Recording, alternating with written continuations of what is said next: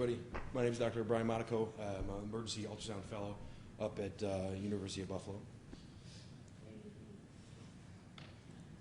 All right, we do have to disclose that our ultrasound department is consultants for Mindray North America. So IV access in the emergency room, something that is near and dear to all of our hearts during every shift. Patients come in from all walks of life that have medical problems that lead to nurses coming to us saying, please help me, I can't get an IV access in this patient. And sometimes even leads to putting central lines in patients who don't necessarily need them, and sometimes may need, central lines that don't, need to be even discharged after that. Wherein lies the easy IJ.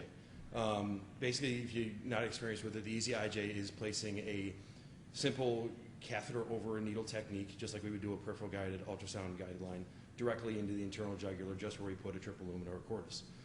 We use usually about a 2.5-inch 18-gauge angiocath, just in the exact same manner as pictured here as we would do with a triple lumen with a sterile technique.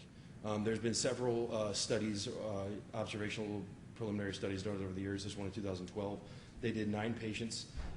Took them about 2 to 7 minutes roughly to perform the procedure, and then there was no complications with those 9 patients. 2 more studies that were done in 2015 that again showed starting to get more population in their studies. 20 or 33 patients, again 4 to 5 minutes took them to do that procedure, and again no direct complications at all that were from that procedure. And then in 2016 there was a study done that had 74 patients, again all purely observational, again 4 minutes with no direct complication obviously from that procedure itself.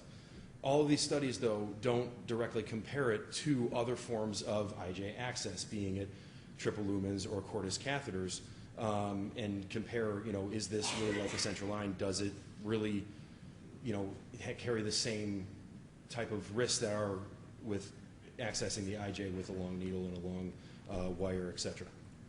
So I propose that our study, the Easy IJ trial, directly comparison putting that little catheter in to a full triple lumen catheter or a cordis. So we want to do a prospective observational trial comparing all types of internal jugular access in the emergency department. So whenever the clinician decides that I need to get IJ access in that patient, they're going to be screened for inclusion.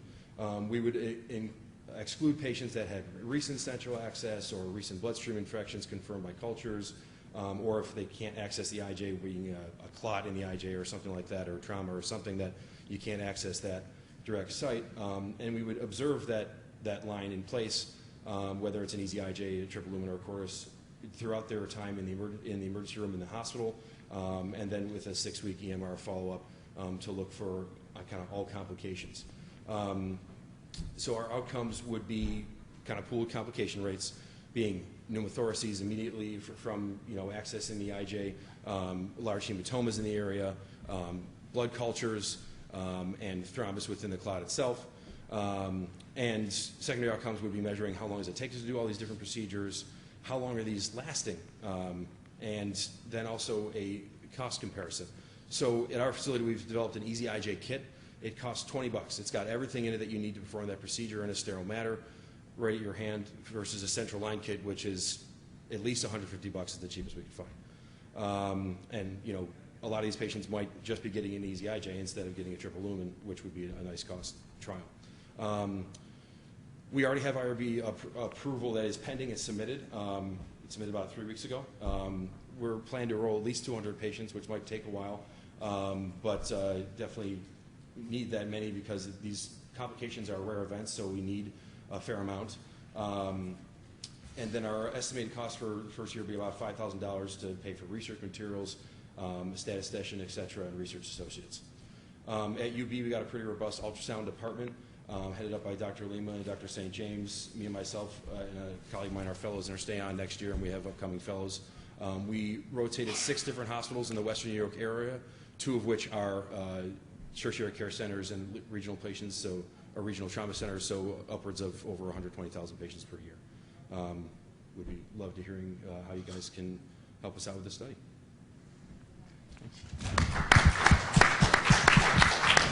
I may have missed this. Is so the difference between yours and those other 4 studies? Yours is prospective, and those are just retrospective, sort of convenient samples? Right, and they didn't compare any of their data with other types of IJ access, being triple lumen or porous catheters. They were just strictly looking at putting the easy IJ in and what happens. So we'd be at the same time covering all those patients receiving any type of IJ access. Maybe you said it and I missed it. Who's going to be doing these?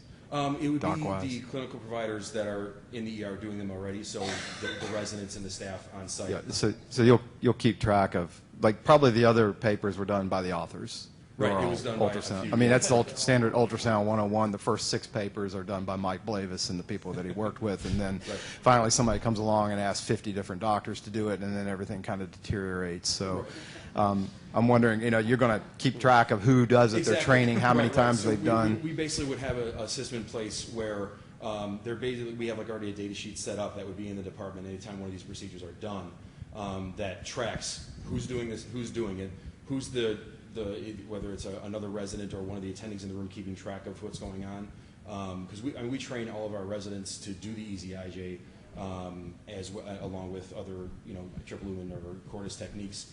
So we'd be able to track all that with each patient. So. Don Yealy, I guess the challenge that I have for this particular design is it's always tempting to think that a randomized trial would give us more information. Yep. Really, the only thing it allows you to compare here is some of the time and cost issues given the procedure. My concern is how you're going to handle people who need 3 ports for a very specific reason. They actually can't participate in the arms equally. Are they excluded or what? And I particularly think so since sepsis is my world. We often have a vasopressor port plus the antibiotics or things like that. Exactly. I almost never put an IJ in solely for failure of other things because I can ultrasound here, there, and everywhere and get single port access. So the central access is either for large bore or more commonly I need multiple ports. How are you going to deal with that? Because that would influence your observations if the sickest of the sick are excluded. Right, that certainly will cause an issue, especially with, like you said, the sickest of the sick are going to need multiple ports. One thing that is nice about doing the easy IJ the way we do it in a sterile manner is that if the patient needs it in the future, so they do get sick or something like that, you can upgrade it to a triple lumen by just throwing a wire through the middle of it and you already have direct access into it. How many miles does that take to upgrade to that better catheter? About 60,000. So, but in general, yes, the patient population of people that get an easy IJ and people that need a triple lumen is going to be inherently different, which might cloud, which those patients are. How are you going to handle it? Is that an exclusion criteria that the bedside physician says before actual enrollment, I want a triple lumen? Your IRB is not going to let you do the trial without that. So how are you going to handle it? And that's why my original idea was to do this as an RCT, because I want to, basically get down to the root of the problem. Is putting that little line in the same amount of risk as putting in a whole triple lumen? That's what I'm trying to answer here. And doing an RCT to do that would be tough because a lot of times a lot of those patients are going to be excluded. And then if the patient doesn't want to participate in the study, are they still going to get a triple lumen or are they going to get an easy IJ? And they probably would all rather just get an easy IJ if they don't need a full triple lumen. So that recruiting for that would definitely be very hard. That's why I wanted to make it observational and just observe all the patients getting it. So I think they would still be included in the study because we're looking at patients that get triple lumens as well as patients that get easy IJs and seeing how they do over time. So it won't be an RCT? It would not. This would not be an RCT. Right. That would be exactly what you're saying. It would be very hard to do. Right. So then the challenge becomes how do you actually, risk adjust for the fact that people who are getting the triple lumens are inherently sicker and having higher complication rates for a whole series of reasons that have nothing to do with the catheter that was placed. Right. That is going to be different to hash out, and that's why you just need a large enough study to be able to get a big enough patient population to hash that out. I think you're on the right track, and so you're doing good work. I think that the niche where you need a triple lumen is small than it used to be. Usually, if you didn't have access, you put a triple lumen in. Right. And now we have IO, we have peripheral IV, ultrasound. Now you have an easy IJ, and frankly, it's not for the inner city, large level 1 trauma center in New York City. This is for the average emergency department who doesn't have time. They've got one doc on, maybe a PA who needs to put a quick line in. They don't have access to PICC lines. They can potentially do this. But you probably need to really focus down on those patients. I think those questions are clear, of those who not just need a central line but don't have access. and just need quick access, and maybe that's the audience. Right. I think Craig has some statements here, but I just want to ask, what's the next steps after this? What's the general plan after this prospective study? It would be to get a large enough data set to really finalize what the risks of the easy IJ are, and then kind of push the easy IJ to the limits in terms of what can you do with it. Can you do pressors for a long period of time? Can you do things like that, trying to push the easy IJ to the limit to see what you can do with it, just because we don't know with the preliminary data we have. Yes, this is Craig Newgard. A couple other comments here. I think, I guess I'm concerned with an observational study that's going to compare those three lines, because I think that people get those lines for very different reasons. A cordis, is different than a triple lumen, is very different than an easy IJ. And I think if you are not randomizing them, you're going to find things that make them look very, very different and much, much sicker patients. Certainly getting like a cordis line, big line. Right.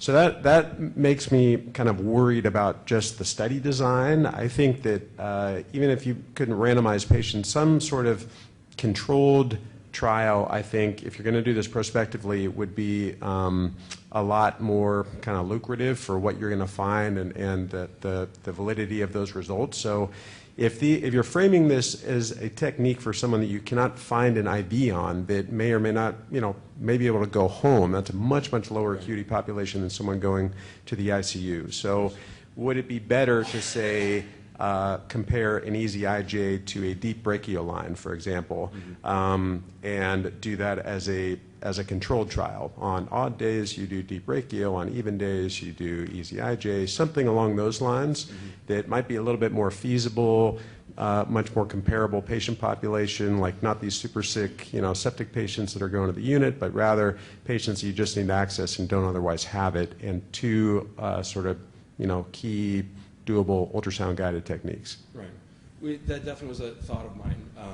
Thinking that most of the time when I'm when I'm thinking about doing an easy IJ, it's usually because I've already failed doing a ultrasound-guided brachial or even higher up in the axillary in those patients that have massive arms that you can't really keep those catheters in, because the second they turn, it comes out.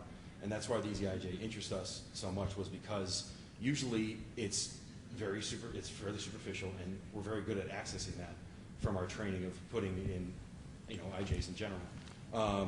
And that's kind of why we thought to expand it to include those patients that are getting more IJ access, because we're trying to get to the root of the problem of accessing the IJ itself, and that's why I wanted to keep it honed in on that. But I think still comparing it to other peripheral lines is definitely what we need to do as well. So I'm going to move us on to offers. I think here's some discussion about study design that need to be kind of an inpatient population. Is there anyone who would have an offer for Dr. Monaco? Maybe a little in the hall conversation about study design and reconsidering patient populations. So I'll say, I don't think I'm the right person for this. This is not my content area of expertise, but I would be glad to help with study design if that would be of use to you as a methodologist. I would offer that. Maybe linking him to someone. I think there are probably some great folks at UB who as a Buffalo native, there are certainly some great folks at UB who do great study design, and maybe just having that initial conversation that can then link you to people to help to get valid outcomes. Is that thoughts? Sure. Yeah. Wonderful. All right. Thank you very much, Dr. Monaco.